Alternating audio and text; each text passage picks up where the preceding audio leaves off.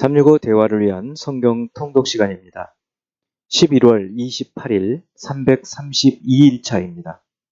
오늘 읽으실 말씀은 고린도후서 4에서 6장이고 묵상하실 본문은 4장 1에서 6절입니다.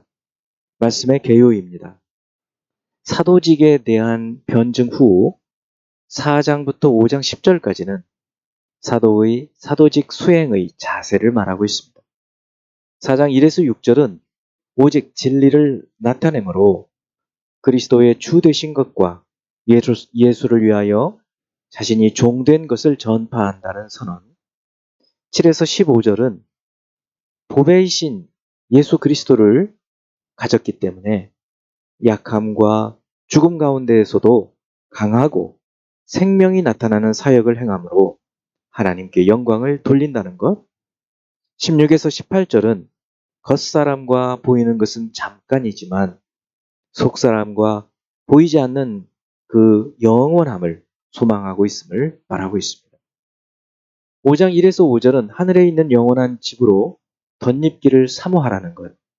6, 7절은 이것을 이루게 하시려고 성령을 보내셔서 믿음으로 살게 됨을 말하고 8에서 10절은 몸으로 있든지 떠나든지 주를 기쁘시게 하는 자가 되어 그리스도의 심판대 앞에 행한 것을 받게 될 것.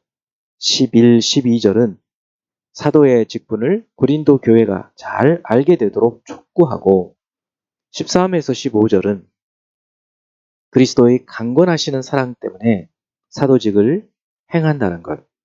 16, 17절은 어떤 사람도 육신을 따라 대하지 않을 것에 대한 선언이고 18에서 19절은 그리스도로 화목하게 하시고 화목하게 하는 직분을 주신 것. 21절은 고린도 교회도 대속하신 그리스도를 인하여 하나님과 화목할 것을 촉구하는 내용입니다. 6장 1, 2절은 하나님께 받은 은혜를 헛되이 받지 말라고 말씀하는 것. 3에서 5절은 화목의 직분을 위해 당한 고난에 대해서. 6에서 10절은 직분을 위해 사도가 한 수고와 마음 자세를 말하고 11, 13절은 그러므로 고린도 교인들에게도 그 마음을 넓히라고 호소하는 내용. 14에서 16 상반절은 믿지 않는 자와 멍에를 함께 매지 말 것. 16절 하반절에서 18절은 구별된 삶을 살아야 할 것을 구약을 인용해서 제시하고 있습니다. 이제 예수 그리스도를 닮아가고자 하는 우리의 목표를 향한 여행을 위해서 질문하고 대답하는 시간을 갖습니다. 첫 번째, 4장 1절. 그러므로 우리가 이 직분을 받아 긍휼하심을 입은 대로 낙심하지 아니하고. 자, 여기서 이 직분은 무엇을 말할까요? 이 직분은 3장 6절에 새 언약의 일꾼이라는 직분입니다. 그리고 이 직분은 영으로 살리는 영의 직분이라는 거죠. 그리고 영광스러운 직분, 구약의 직분보다 영광스러운 직분이라고 말씀하고 있습니다. 두 번째 4장 4절. 그 중에 이 세상의 신이 믿지 아니하는 자들의 마음을 혼미하게 하여 그리스도의 영광의 복음의 광채가 비치지 못하게 함이니 그리스도는 하나님의 형상이냐.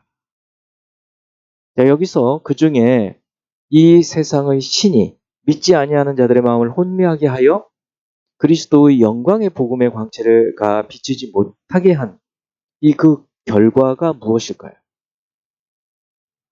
그 결과가 그 3절에 언급된 대로 사도가 전파하는 이 복음이 가리어져서 믿음을 갖지 못하고 망하게 되는 그 결과입니다.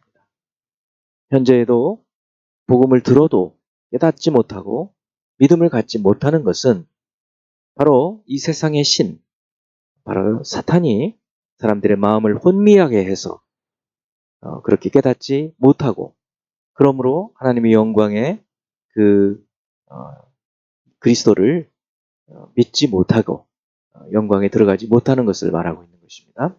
세 번째, 5장 1절. 만일 땅에 있는 우리의 장막집이 무너지면 하나님께서 지으신 집 곧 손으로 지은 것이 아니요 하늘에 있는 영원한 집이 우리에게 있는 줄 아느니라. 자, 여기에서 땅에 있는 우리의 장막집과 하늘에 있는 영원한 집은 무엇을 의미할까요?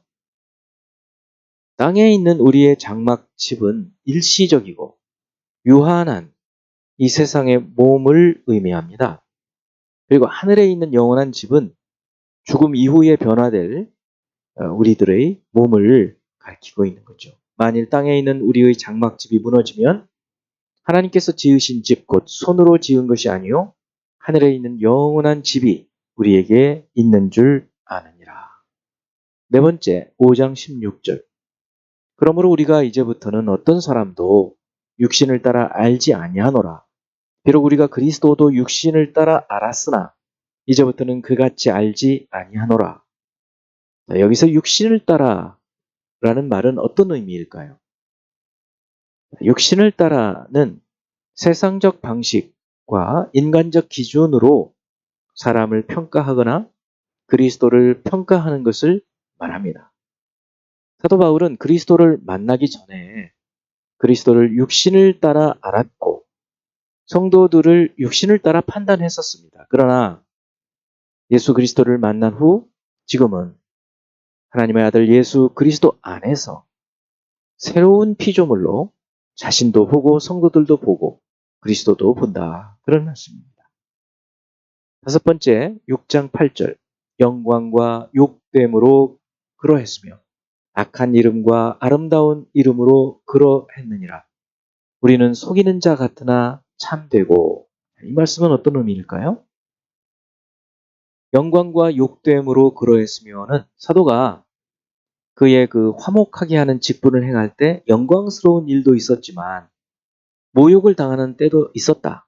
또 악한 이름과 아름다운 이름으로 그러했느니라는 것은 사람들의 평판이 나쁠 때도 있었고 좋을 때도 있었다.